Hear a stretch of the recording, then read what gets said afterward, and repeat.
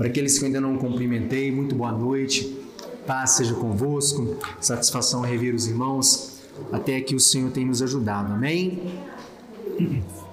Todo mundo teve um dia abençoado?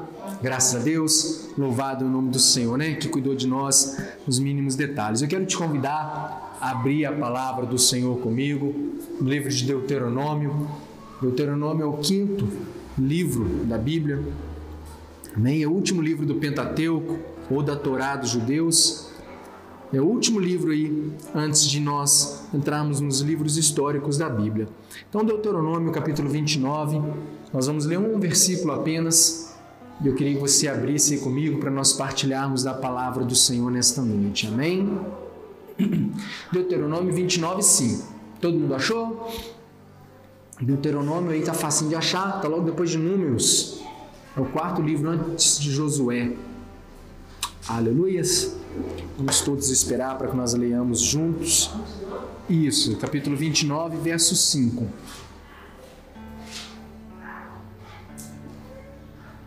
Aleluias! Glória a Deus, podemos ler? Diz assim então, Deuteronômio capítulo 29, verso 5. Durante 40 anos eu os conduzi pelo deserto, e nesse tempo não envelheceram as roupas que vocês usavam, nem se gastaram as sandálias que vocês calçavam. Amém? Só esse texto aí, nós vamos ler. Deixa a tua Bíblia de lado aí por enquanto, talvez depois nós leiamos mais alguns versículos, mas por hora é só. Preste bem atenção, quero te convidar a prestar atenção nos minutos que nós teremos a seguir, porque serão de grande valia para a nossa vida, amém? Bom, o que diz o texto que nós lemos? O próprio Deus dizendo para o povo de Israel que durante os 40 anos que eles peregrinaram pelo deserto, nem mesmo as roupas que eles usavam se envelheceram e nem os calçados que eles tinham nos pés se rasgaram. Durante 40 anos a gente cresce, a gente fica parado, como é que a gente fica? Nosso corpo desenvolve, não desenvolve? A gente vai ficando mais velho. Eu, por exemplo, lá atrás, ainda não cheguei nos 40 não, mas lá atrás eu tinha mais cabelo, mas agora tá ventando muito perto da minha casa, então vai tirando um pouquinho. Eu era mais baixinho. Aí ao longo dos anos, uns vão engordando, outros vão emagrecendo, uns ficam mais altos, outros mais baixos, uns ficam mais bonitos. Tem gente que o tempo ajuda, né? Vai ficando mais bonito com o tempo, outros nem tanto, outros só ficam ali na linha. Mas de uma forma geral, o tempo ele provoca mudanças no nosso corpo. E a gente sabe, principalmente a gente tem criança, né? A gente vive isso de uma maneira mais perto, a gente sabe como que o nosso corpo desenvolvendo um pouquinho, como é que a gente já perde um calçado, a gente já perde uma roupa, já tem que fazer uma doação, tem que comprar outra, ou então Deus envia pessoas para nos abençoar, mas a gente vê como que isso é normal na nossa vida. Agora a palavra nos diz que durante 40 anos um povo inteiro foi sustentado pela providência de Deus de tal forma que nem mesmo as roupas que eles usavam se envelheceram e nem mesmo o calçado se rasgou. Irmãos, esse texto que nós lemos, ele está dentro de um contexto maior. E todas as vezes que você lê a Bíblia, tente entender que aquele texto, aquele versículo que você está lendo ali, ele está dentro de uma história, está dentro de um cenário. E o que estava acontecendo aqui? Os 5 primeiros livros da Bíblia, a gente lembra de qual, né? Gênesis, Êxodo, Levítico, Números e agora o Deuteronômio. O que estava acontecendo? O livro de Gênesis, que é o começo, vai contar os inícios da Bíblia, Abraão, Isaac, Jacó, e ele vai terminar com José levando a sua família para o Egito. Logo no começo do livro de Êxodo, que é o 2º livro, a Bíblia fala que se levantou um faraó que não conhecia ninguém, nem mesmo os feitos que José havia feito. Então, por conta disso, aquele faraó instaurou uma perseguição muito grande sobre o povo de Israel. Então, o 2º livro da Bíblia vai contar exatamente sobre o Êxodo, a saída desse povo do Egito. Por isso tem esse nome de Êxodo. E aí a gente vai ver que quando Deus conduz o teu povo, leva o povo até os pés do Monte Sinai, onde Deus faz uma aliança com o povo e combina com aquele povo que de fato ele os levaria para a terra prometida. Essa era a promessa maior de Deus para quando o povo saiu do Egito. Amém? Os irmãos lembram da história, a gente só está recapitulando. Então o que acontece? Todo esse povo, quando eles saem do Egito, qual que é a promessa que eles têm na mente? Nós vamos entrar na terra prometida. A gente vivia aqui como escravo, era ruim, eles pisavam na gente, né? Fomos sendo escravos pouco a pouco, porque não entraram dessa forma com José, mas os anos foram passando e esse novo faraó começou a oprimir o povo. povo, e agora o povo, que era um povo de Deus, era escravo. Deus então, com mão forte, os tira para os levar à terra prometida. Essa é a história do livro de Êxodo. Só que diz a palavra, ainda no livro de Êxodo, que o povo rejeita a primeira aliança no Monte Sinai, o povo não quer que Deus fale diretamente para ele, coloca Moisés como um intercessor, como mediador. Logo em seguida a Bíblia vai falar sobre o sacerdócio dos levitas, por isso o nome de Levítico, e aí entra o quarto livro, que é o livro de Números, e vai nos contar o que aconteceu com esse povo que saiu do Egito. Todo aquele povo que tinha saído do Egito, vibrante, jubiloso, achando que a promessa de Deus estava logo ali na esquina, que ia entrar outro dia na terra prometida, constatou que na verdade a terra prometida não estava tão perto quanto eles achavam que estaria. Então precisaram andar um pouco mais estendida a caminhada, e a palavra vai nos contar que ocorreu um episódio, está descrito no capítulo 14 de Números, que o povo infamou a terra que Deus havia dado, porque eles foram espiar e acharam que a terra não era aquilo tudo. Por conta disso, diz a palavra que toda aquela geração morre, e agora no livro de Deuteronômio, uma nova geração que não sabia do que Deus havia feito lá atrás, estava agora aos pés do monte, ouvindo de Moisés tudo que Deus havia feito. Então, quando Deus traz essa palavra, esse aqui é o quarto discurso de Moisés, então Deus falando através de Moisés, falando para o povo, olha, eu tirei vocês do Egito, eu fiz isso, eu conduzi vocês, e aí entra esse texto que nós lemos, durante os 40 anos que vocês, nação de Israel, estavam no deserto, as roupas não se gastaram, o sapato não se rasgaram, ou o sapato não envelhecia, dependendo da tradução. Mas irmãos, esse texto que a gente leu, embora ele esteja dentro de todo um contexto, ele mostra apenas um dos muitos feitos que Deus fez a favor da nação de Israel. Quando a gente lê a história que está espalhada em Êxodo, Levítico, Números, pedacinho de Deuteronômio, a gente vê como que Deus mandava provisão para o povo, como que Deus mandava maná que vinha do céu, como que Deus fazia água sair da rocha, como que Deus mandava carne para o povo quando eles tinham vontade de comer carne, como que Deus mandava coluna de nuvem para que o sol não afligisse durante o dia, como que ele mandava a coluna de fogo para que o frio não afligisse durante a noite, e a gente vê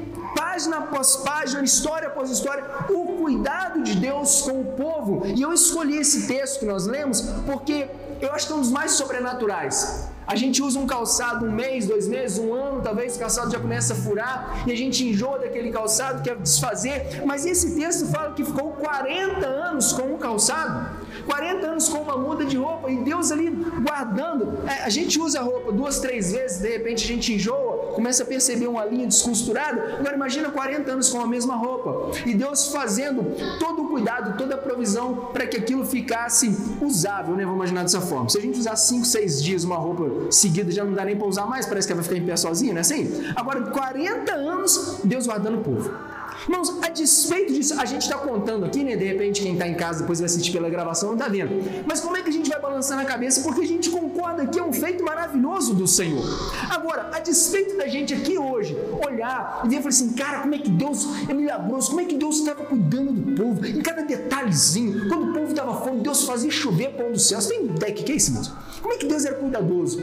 A palavra vai nos mostrar que aquele povo que foi alvo disso tudo não conseguia valorizar essas coisas. E por que eles não conseguiam valorizar?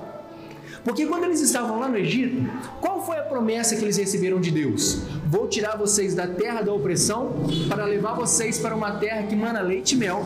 Não foi essa a promessa? Essa foi a promessa maior. Falou assim, olha, vou tirar vocês desse lugar que está ruim, que vocês estão sofrendo, mas eu vou levar vocês para um lugar que vai ser assim tão bom, mas tão bom, que lá vai manar leite e mel. A terra vai ser de vocês não vão ser mais escravos. Então, quando a gente vai lendo as páginas do texto, a gente percebe, né, pelo menos eu tenho essa percepção, que quando eles saíram do Egito, naquela última noite da última praga, quando eles comeram a Páscoa, no outro dia estamos livres, vamos caminhar. A sensação que eu tenho é que na cabeça deles estava assim, amanhã a gente já vai estar na nossa terra, já vai chegar lá na terra prometida, vai estar tipo um loteamento novo, né? Tudo assim, terraplanagem, tudo feitinho, já vai estar assim cercadinho, lote 5, quadra 13, já vai estar tudo assim, né? A rua asfaltada, saneamento básico, energia elétrica, hidrômetrozinho. Para para mim a sensação que eles tinham era essa, que o negócio ia estar ali, ó, de mão beijada. Só que entre a promessa de Deus e o cumprimento da promessa de Deus, há sempre um processo a ser percorrido. Nós falamos isso semana passada, lembra? Sobre a importância de a gente avançar os processos. E esse povo, eles estavam tão obcecados pelo cumprimento da promessa, que eles não perceberam os detalhes que Deus foi espalhando ao longo do processo. Irmãos, todos nós temos para a nossa vida um plano de Deus traçado, e ao longo desse plano de Deus tem lugares especiais que Deus separou para mim e para você, conquistas que nós consideramos importantes na nossa vida. Qual que é a promessa maior para a vida de todo ser humano? A promessa da salvação, amém? É a promessa que nos traz a certeza de que no dia que nós morrermos, nós estaremos ao lado do nosso Senhor. Por isso nós cantamos, porque Ele vive, eu posso crer no amanhã. E não interessa se o amanhã vai ser ruim ou vai trazer a morte para nós, nós podemos crer. Como diz a canção, e quando enfim chegar a hora da morte, né? Sem medo eu enfrentarei. Por quê? Porque eu verei o meu Senhor que está sentado à destra do Pai. Então essa é a promessa maior. Só que assim como acontecia conosco, né, aconteceu com aquele povo lá atrás. Eles ficaram tão obcecados pelo grande, pela promessa macro, que eles deixaram de perceber os detalhes do dia a dia. Nós falamos aqui de uma promessa maior para a vida de todo cristão, que é a salvação. Mas quantas são as vezes que Deus tem promessas para a nossa vida, promessas que de repente não estão lá em cima como a salvação, mas são promessas importantes ao longo da nossa vida aqui na terra. Talvez você quer ver um parente seu entregando a vida para Jesus, talvez você quer conquistar um veículo próprio, uma casa maior, talvez você quer conquistar uma promoção no trabalho, e tantas outras coisas que são bênçãos de Deus, amém? Os irmãos concordam comigo? Só que essas promessas, irmãos, grandes, milagrosas da parte do Senhor, elas podem estar a uma distância tal da nossa vida hoje.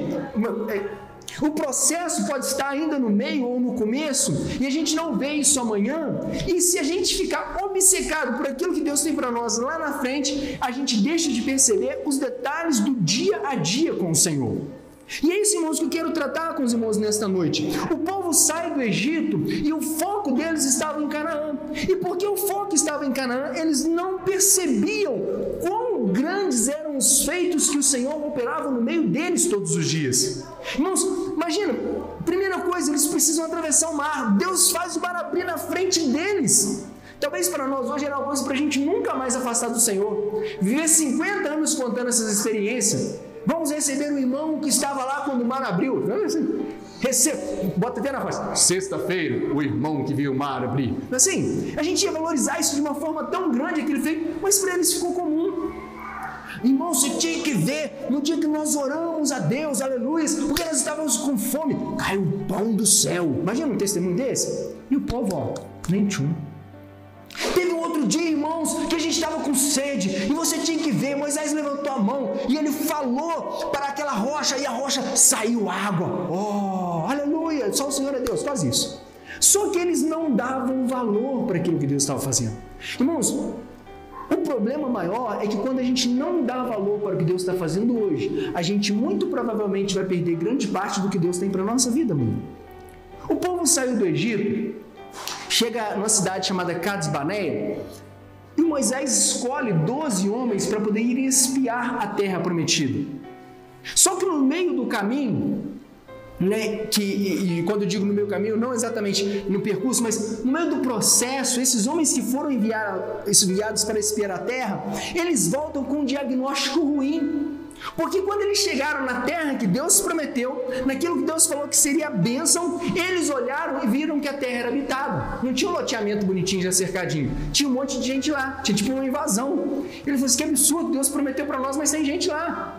E não é gente tipo assim que você toca e vai embora.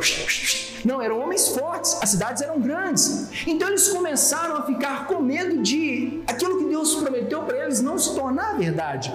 E eles começaram a olhar aquilo que Deus estava colocando diante deles como algo que não era tão bênção assim.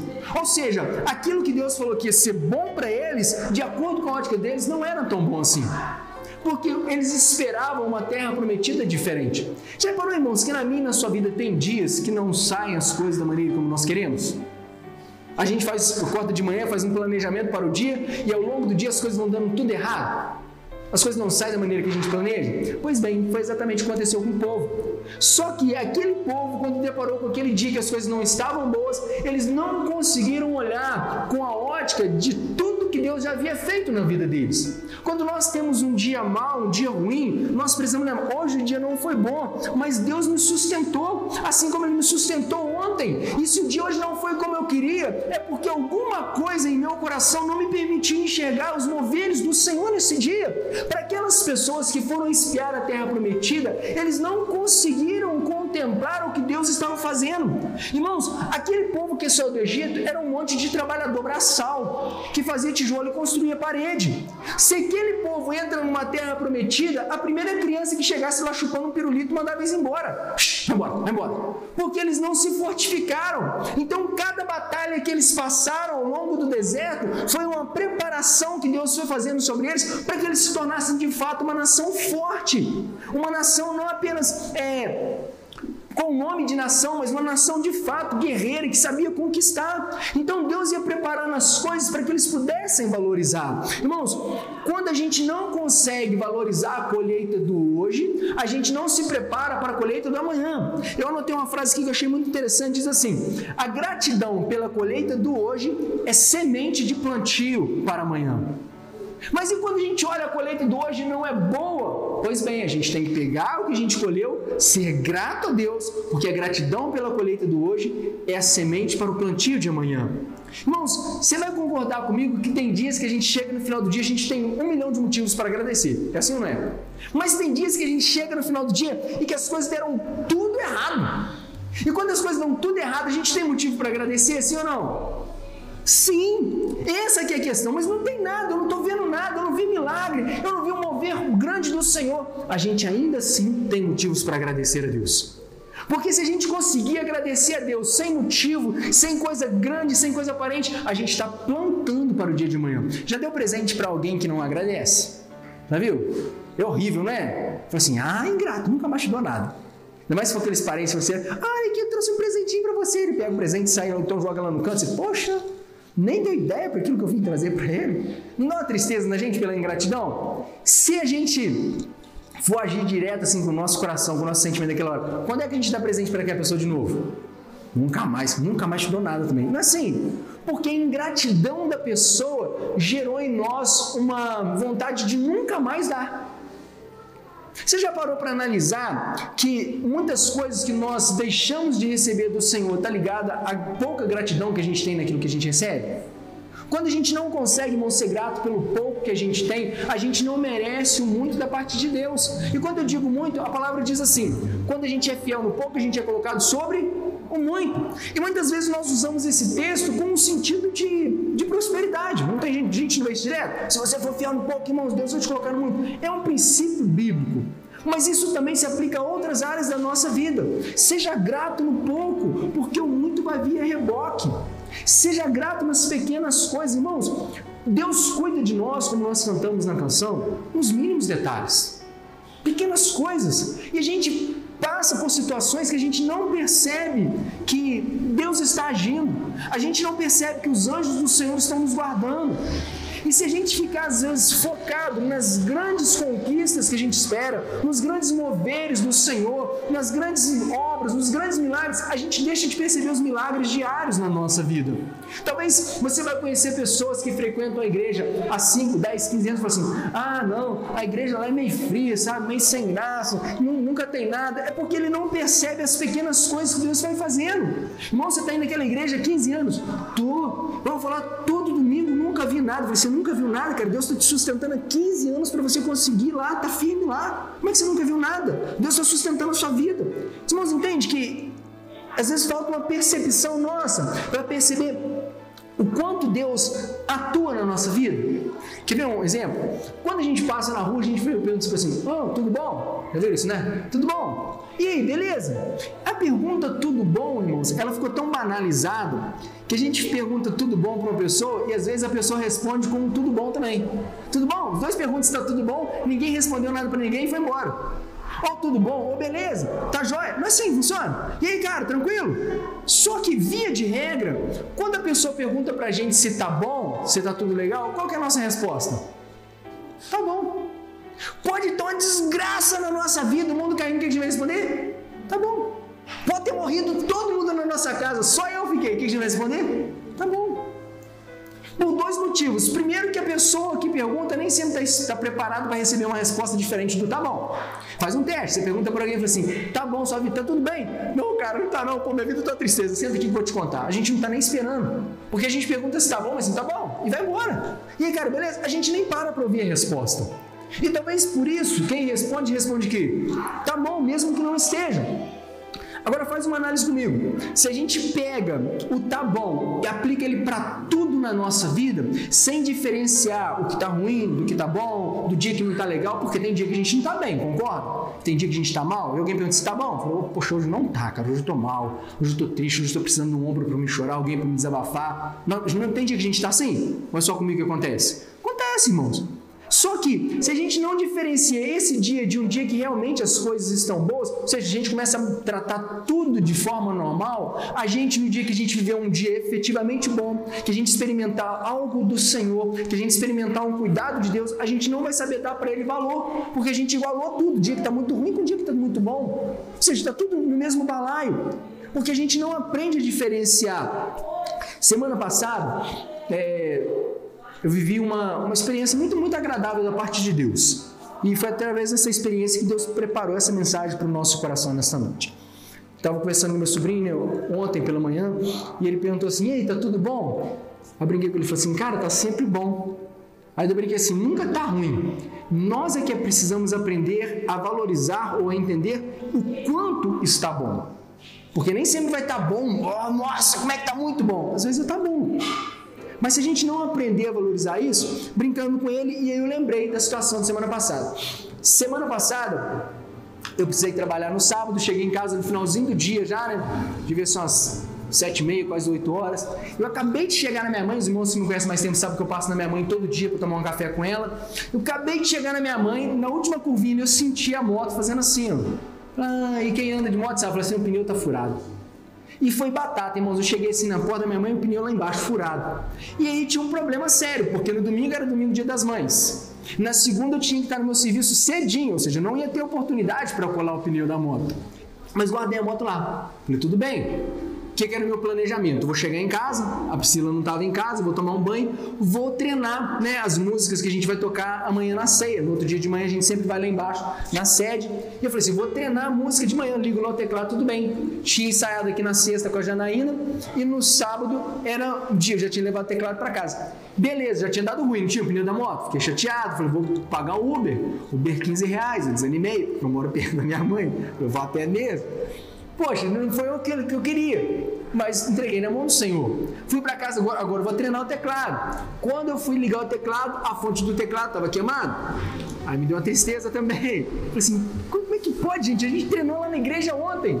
Até a sua sogra estava aqui. Eu disse, poxa, a gente treinou lá, estava tudo funcionando, como é que pode estar queimado? Aí eu fiquei preocupado, porque no outro dia de manhã, eu tinha que tocar lá embaixo na sede, né? O pastor estava me contando comigo lá. E eu peguei o telefone, né, mandei uma mensagem, falei, pastor, olha, eu não tenho mais a fonte do teclado, que ela queimou. Se o senhor tiver aí, separa para eu poder utilizar. E aí, irmãos, eu descansei no Senhor. Fui dormir, né? Não deu para poder ligar o teclado aquele dia, fiz um monte de coisa, arrebentei fio, textão para saber onde é que estava o problema. De fato, estava queimado. No outro dia pela manhã, fomos lá no culto e me lembro que cheguei cedo, fui lá embaixo no pastor pegar a fonte emprestada para funcionar, essa que está funcionando aqui, liguei no teclado, bonitinho, deu certo, e eu já fiquei pensando assim, falei assim, como é que eu vou fazer agora? Porque domingo de noite tem o culto, né? O nosso culto aqui, e eu vou ter que deixar a fonte com o pastor, porque a fonte é dele, e eu não tenho onde comprar, e aí eu fiquei pensando, né, tocando lá e pensando nisso, e eu falei assim, já sei, vou pedir ao pastor a fonte emprestada, porque aqui não vai ter ninguém para tocar de noite, e durante a semana eu compro. E eu pensei, falei, isso é isso que eu vou fazer. Vou pedir ele emprestado. Irmãos, aí o pastor sobe, e quem conhece lá, o pastor geralmente sobe do escritório dele, passa pelo salão da igreja, cumprimenta as pessoas, né? Quem tá lá, ele foi lá no teclado e falou assim, aqui, Deus mandou dar essa fonte para você. Falei, que maravilha, irmãos, olha. Aí eu brinquei com ele, falei assim, que é isso, pastor? Eu ia pedir o senhor emprestado. Ele falou assim, ô irmão, então não ora assim mais não, porque Deus mandou te dar lá embaixo. Eu falei assim, poxa, o negócio tá bom. Então vi como que Deus supriu a necessidade, né? Um detalhezinho pequeno, mas a gente vê o cuidado de Deus. Beleza, irmãos, coloquei a fonte bonitinha, tá aqui funcionando, graças a Deus. Chega de noite, vem pro culto, a gente estava aqui semana passada. Como é que tava a moto? Presa lá no mesmo lugar, pneu furado. Estou aqui na igreja, acabou o culto, minha irmã liga para a Priscila, minha esposa, e fala assim aqui, fala com o Vitor para vir pegar a moto dele aqui, que está pronta. Eu já saí daqui no domingo de noite para pegar a moto que já estava pronta. Meu cunhado olhou e falou assim, tá com problema na moto? Não. Ele chamou aqueles borracheiros que vai de moto, tipo móvel, não sei como fala, borracharia móvel. O rapaz foi lá, trocou o pneu, trocou a câmera, a moto ficou prontinha. Eu não gastei nada, não gastei nem pensando, mas eu pude perceber como Deus cuida da gente nas pequenas coisas, irmãos. Se eu falar para vocês que era o meu planejamento, olha, eu quero ser muito abençoado nessa semana, estou querendo que Deus providencie alguém para colar o pneu da minha moto. Não era esse o foco de bênção que eu tinha para mim. Tem outros pedidos diante do Senhor. Olha, eu quero que Deus me abençoe, mova o sobrenatural. O que você quer? Uma fonte nova de teclado? Não era isso. Então o meu foco, de repente, estivesse lá na frente, mas eu não posso deixar de perceber esses cuidados pequenos do Senhor com a minha vida. Porque se eu deixar de perceber essas pequenas coisas, se eu deixar de demonstrar gratidão a Deus por esses pequenos detalhes, eu deixo de aproveitar essa semente para o dia de amanhã. Irmãos, quando a gente olha e valoriza as pequenas coisas no Senhor, a gente começa a viver a simplicidade do Evangelho. Por quê? A palavra nos ensina a orar pelo pão nosso de cada dia. E se eu não valorizar o pão nosso de cada dia? Não, mas olha, eu em vez de valorizar o pão de sexta-feira, tô doido para chegar no almoço de domingo. Não, filho, valoriza o pão de hoje. Amanhã é outro dia. Se eu não valorizar o meu pão de hoje, eu já perdi. Lembra do maná? Coma hoje. Por quê? Porque amanhã tem outro maná. Se eu guardar o maná de um dia para o outro, ele vai apodrecer. Isso, a palavra nos mostra e nos diz isso, que quando o sol começava a sair, o maná derretia. Ou seja, o maná de hoje é para você comer hoje. Então o milagre de hoje é para você valorizar hoje, curtir ele hoje, dar valor a ele hoje. Por quê? E no dia de amanhã? No dia de amanhã é outra coisa, irmãos. Eu não vou ficar o resto da minha vida contando a experiência milagrosa do Senhor, da cola do pneu da moto. Não, mas eu preciso valorizar esse dia. Porque Deus levantou uma pessoa com a qual eu não falei naquele dia, com a qual eu não comentei nada, e ele ficou sabendo da situação, Deus tocou no coração dele, ele providenciou tudo. Ele não precisou nem que ele ligasse assim, aqui, posso arrumar, posso colar o pneu? Não, cheguei lá e já estava pronta. Então, esses detalhes, irmãos, da nossa vida, a gente precisa entender. Por quê? Porque o sobrenatural, o cego andar, o cego enxergar, o coxo andar, o surdo voltar a escutar, o cara que estava na cadeira de roda levantar e ir embora. Eu nunca vi pessoalmente. Alguém já viu? Já viram pessoalmente? Não, eu quero ver um dia, ainda não vi. Mas esses milagres sobrenaturais, eles são a exceção. Os irmãos entendem isso? Que isso é exceção? Por que eu digo que é exceção? Porque tem pessoas que vão viver a vida inteira de cristãos e não vão ver um morto ressuscitar. Não vão ver um câncer saindo, mas isso não faz com que nós sejamos menos crentes que os demais. Não faz, irmãos. E agora, o fato de nós não vermos isso não significa que nós não estejamos presenciando milagres todos os dias da nossa vida, não estejamos presenciando livramentos todos os dias da nossa vida, e a gente precisa ser grato por isso. Por quê? Se a gente ficar esperando um milagre ultra top, mega plus para a gente valorizar, talvez quando a gente chegar diante de Deus, Deus vai falar assim, poxa, eu fiz tanta coisa para você ao longo da sua vida, você não percebeu, você não valorizou. Então, irmãos, a gente precisa valorizar cada detalhe no Senhor. Cada detalhe. No meu WhatsApp, todo mundo tem debaixo do número tem lá uma frasinha, não tem? A gente escreve? Pois bem, o meu está escrito assim, tudo tá bom. Porque ao longo dos últimos anos eu fui adquirindo essa frase assim, você vai trabalhar, mãe, tá bom, tudo tá bom. Fui adquirindo esse tudo tá bom, tudo tá bom, tudo tá bom. Só que algumas pessoas confundiam, achavam que o tudo tá bom é uma ideia de conformismo, de se conformar com todas as coisas. Não é isso. Dizer que tudo tá bom não é se conformar com tudo, mas é ter a convicção que ainda que a situação agora não seja agradável, Deus ao final das coisas fará dar certo. Porque Deus está no controle, amém? O que a palavra nos diz em 1 Tessalonicenses 5,18? Assim, deem graça a Deus por tudo, ou em tudo dai graças, porque essa é a vontade do Senhor. Quando a gente aprende, irmãos, a valorizar todas as coisas, valor, demonstrar gratidão por coisas pequenininhas, a gente vai entrando num outro nível no Senhor. A Alice, minha filha, minhas irmãs, né, tias dela, falam assim, nossa, é tão bom dar presente para Alice, porque qualquer coisinha agrada ela, e agrada mesmo, irmãos. Sabe aquele negocinho assim, a Alice, agora menos, né, mas quando ela era pequenininha, tudo que ela ganhava, ela queria dormir com o negócio. Então, se ela ganhasse, por exemplo, uma bicicleta, ele ia botar a bicicleta na cama, porque aquele dia ela tinha que dormir com a bicicleta. Assim, era roupa, era brinquedo, lápis. Quantas vezes ela quase se furava de noite lá, porque ela queria dormir com o que ela ganhava. E era importante para ela, mesmo que quem deu, né, que sabe o valor, você sabe que às vezes não tinha um valor grande financeiro, mas ela valorizava cada coisa. E as pessoas falavam que era bom dar presente para ela por conta disso, porque ela ficava alegre. Olha como é que é a atitude dela de gratidão ia colocando ela num lugar de sempre estar recebendo mais. Então a gente precisa entrar nesse lugar. Agora, o fato da gente entender que Deus está no controle de tudo, o fato da gente começar a valorizar cada coisinha que Deus está fazendo a nosso favor, isso faz da gente um alienado do mundo? Olha, eu estou aqui nessa semana morreu todos os meus parentes pelo Covid, mas eu estou muito grato ao Senhor. É isso que a palavra está dizendo? Não, irmãos. A palavra nos diz que vão existir dias bons e dias maus. No dia bom, regozija, alegra-te. E no dia mau, considera, fica triste. Há tempo para todas as coisas, lembra? Tempo de sorrir, tempo de chorar, tempo de plantar, tempo de colher. Vai ter o tempo de vida sendo gerado, mas também vai ter o tempo de morte sendo gerada.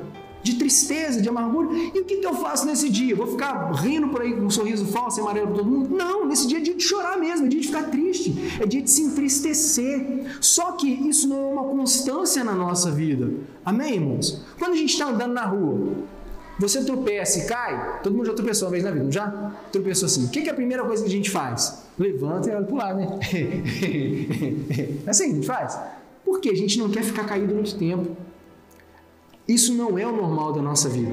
O crente se entristecer, normal. Se entristecer, permanecer triste, não.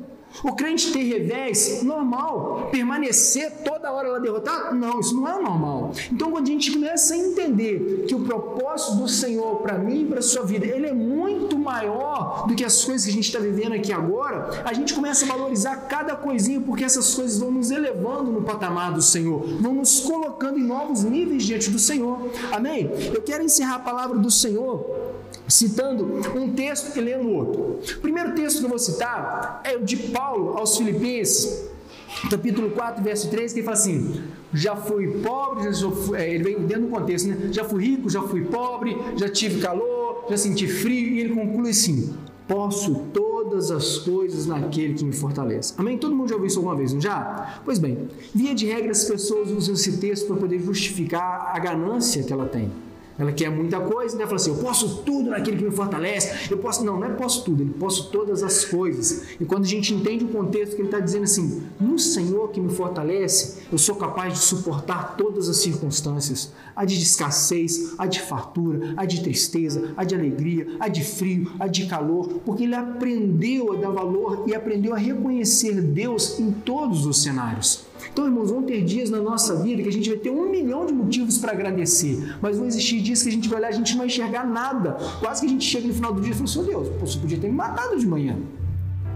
Mas ainda assim, a gente tem motivos para agradecer, porque estamos vivos, só os vivos podem dar louvor ao Senhor, porque estamos vivos, podemos olhar para os nossos filhos, podemos ter esperança que amanhã vai ser um dia melhor, porque quando a gente liga a televisão, a gente vê um monte de gente que morreu, não teve a mesma oportunidade que a gente teve, e a gente vê: mas Senhor, eu estou triste porque eu estou lembrando do meu dia inteiro, não teve nada de bom. Então você dê graças a Deus, porque você está vivo, está com a memória boa, está com saúde, porque você consegue lembrar do dia inteiro que você passou.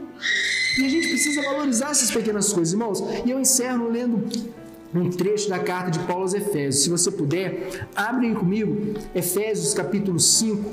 Nós vamos ler alguns versículos. Efésios 5, 15.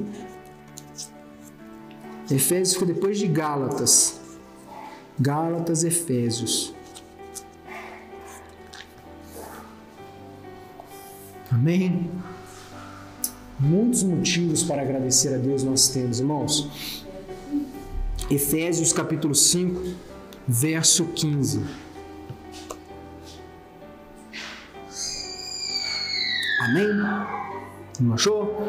Diz assim: portanto, Lembra aí? Portanto, aí está concluindo, amém? Assim, portanto, tenham cuidado com a maneira como vocês vivem. E vivam não como tolos, mas como sábios, aproveitando bem o tempo, porque os dias são maus. Por esta razão, não sejam insensatos, mas procurem compreender qual é a vontade do Senhor. Não se embriaguem com vinho, porque isso leva à devassidão, mas deixem-se encher do Espírito, falando entre vós com salmos, hinos e cânticos espirituais, cantando e louvando com o coração ao Senhor, dando sempre graças por tudo ao nosso Deus e Pai, em nome do Senhor Jesus Cristo. Amém? Glória a Deus. Irmãos, quando o Espírito Santo inspirou o apóstolo Paulo, e nós cremos que toda a Bíblia é inspirada pelo Senhor, amém? Pelo Espírito Santo. Quando ele inspirou o apóstolo Paulo a escrever um texto como esse, cara, preste atenção na vida que você está levando. Viva não como um tolo, como um viajandão da vida, né? Oh, vai dar tudo certo todo dia. Oh, vou para essa igreja. Já viu as igrejas assim, aqui o milagre é todo dia? Tem igreja que bota umas placas assim, sexta-feira do milagre. Irmãos, eu não posso determinar que dia que o Senhor vai fazer milagre, porque o milagre é dele. Agora, se eu não posso viver como um tolo, como um viajandão da vida, como é que eu tenho que viver? Como pessoa sábia, sabendo que vão existir dias maus, vão existir dias bons, mas ainda assim eu preciso dar graças a Deus por tudo, porque se o Senhor está sobre nós, está nos conduzindo, está nos guardando, a gente tem a certeza e a convicção da nossa vitória. Amém? Levante suas mãos para o Pai, feche seus olhos, vamos orar em nome do Senhor Jesus. Pai querido e Pai amado, nós te damos graças, Senhor, por esta noite. Noite, Senhor, especial, que o Senhor já preparou antes mesmo, Senhor, do mundo ser fundado. Senhor amado, nós queremos agradecer ao Senhor, Pai, pela palavra que o Senhor trouxe ao nosso coração. Deus querido, uma palavra, Pai, que pode parecer com aquelas coisas que nós já sabemos, mas que algumas vezes nós precisamos ser lembrados. Pai, nos dê, Senhor, um coração grato ao Senhor. Um coração, Pai querido, que saiba entender que tudo que o Senhor faz é bom e que todas as coisas que o Senhor, Pai querido, opera a nosso favor, Senhor, vão estar, Pai, cooperando para o nosso bem, porque nós amamos ao Senhor e a Tua lei. Deus querido e amado, em nome de Jesus, Pai, nos guia, Pai, em segurança, que o nosso trajeto, Senhor, seja um trajeto de paz, que a nossa semana, Pai, seja uma semana de bênção e que o Senhor, Pai querido, seja resplandecido através de nós, que nós possamos, Pai, exalar da essência do Senhor por onde quer que nós andemos. Pai, oramos e em nome de Jesus nós já te agradecemos. Amém e amém. Que a graça do nosso Senhor Jesus Cristo, o amor de Deus, nosso eterno Pai, a doce consolação do Espírito Santo seja com todos nós, hoje e sempre. Amém e amém.